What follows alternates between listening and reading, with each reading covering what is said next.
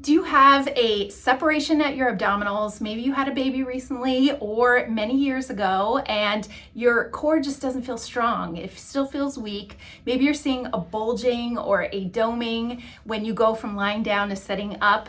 Well, you may have what's called a diastasis recti, and this is very common with pregnancy and during postpartum, but also even with weight gain and that extra pressure against your abdominal wall.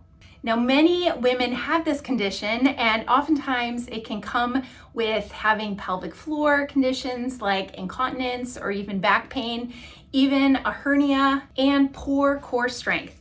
But you can check for diastasis yourself, and so today I'm going to talk you through a self-assessment and how you can screen yourself and find out if this is what you might have and what could be the cause for that stubborn belly bulge that still makes you feel like you're about 4 months pregnant, or that you're getting back pain or your core feels weak and something is disconnected.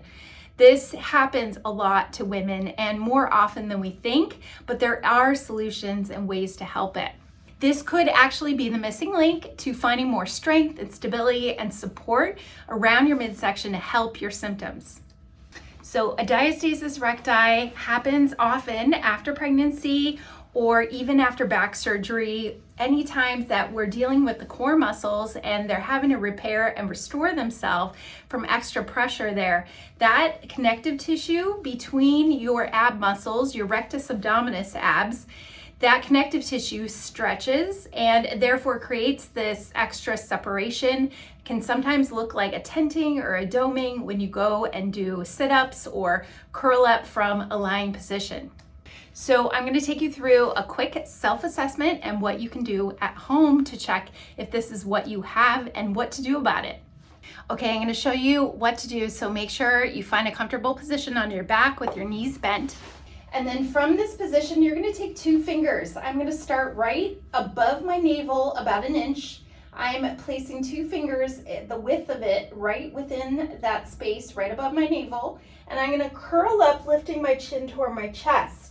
I'm going to feel, can those 2 fingers sink down in? Maybe you can get 3 fingers, 4 fingers. You might have a deeper separation between that abdominal wall. Or you're going to go also right at the navel and do the same thing, curling up. So it's how wide, how many fingers can fit in that space? Is there a separation there? And how deep did they go?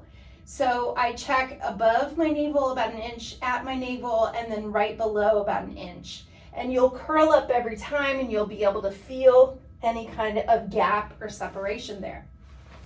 Now, for a lot of women, there is a gap or a separation there more than 2 fingers wide. That's not to be concerned, but if you can fit 3 fingers and more, then you definitely need a guided approach by someone like myself, a pelvic floor therapist, that is going to teach you the right types of core exercises, not just crunches or planks or things that can possibly make it worse.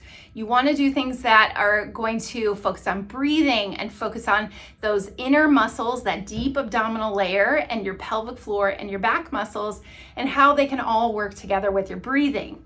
Now, don't be concerned if you have more than 3 fingers width there. I actually had 4 fingers that I could fit in that space after my second baby. She was 9 pounds, 2 ounces. She was a big baby, and my abdominals really took a beating.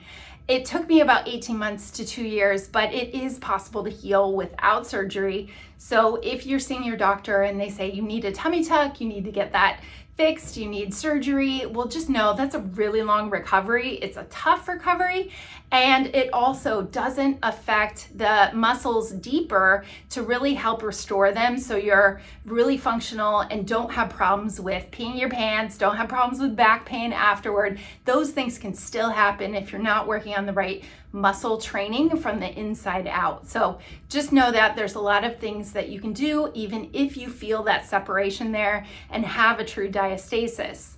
If you have just a slight separation, maybe about 2 fingers there, it is also very helpful to work on the right kinds of core exercises, especially if you're having back pain or having incontinence or anything related to the pelvic area and the core muscles. Any pains or any constipation or incontinence issue can stem from the core just not functioning properly. So training those muscles in the best way not only makes your abs look better and more toned and put together, but also makes you more functional, not having these symptoms for the long run. Now, I have a 5-minute daily ritual pelvic floor and core guide that you can download below. Absolutely helpful to start with 3 exercises that I teach my clients to help start that journey of getting their brain to connect to their muscles and building that strength from the inside out. Super helpful. So look at the description below and click that link to get my 5-minute reset guide. I hope you found this helpful, and I have other great videos on this channel all about core and pelvic floor help. And thank you so much for watching. We'll see you again in another video.